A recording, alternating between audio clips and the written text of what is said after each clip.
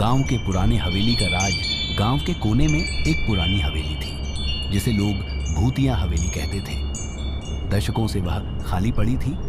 हर रात हवेली से अजीब आवाजें आती और लोग डर के मारे जाने से भी कतराते थे। एक दिन श्याम और उसके दोस्त नील और राधा ने फैसला किया कि वे इस रहस्य को सुलझाएंगे। शाम होते ही वे टॉर्च और रस्सी लेकर हवेली की ओर बढ़े।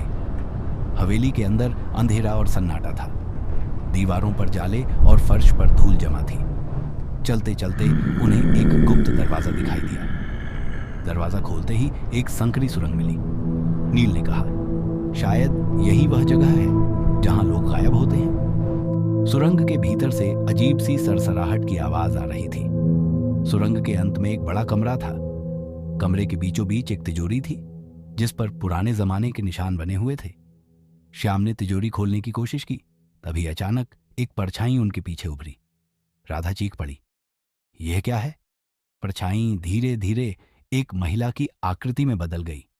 वह महिला आत्मा थी जो उसी हवेली की पुरानी मालकिन थी। उसने बताया, मैंने अपने जीवन में एक बड़ा गुनाह किया था और अब मेरी आत्मा इस तिजोरी की रखवाली करती है।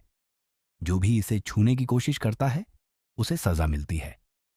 नील ने समझदारी दिखाई और कहा, हम खजाना लेने नहीं बल्कि इस रहस्य को सुलझाने आए हैं। आत्मा ने उन्हें माफ कर दिया और तिजोरी से जुड़ी कहानियां सुनाई। आत्मा ने हवेली का रहस्य बताया और फिर शांत हो गई। गांव वाले भी अब उस हवेली से नहीं डरते थे। श्याम, नील और राधा ने मिलकर यह रहस्य सुलझाकर एक नई कहानी रच दी।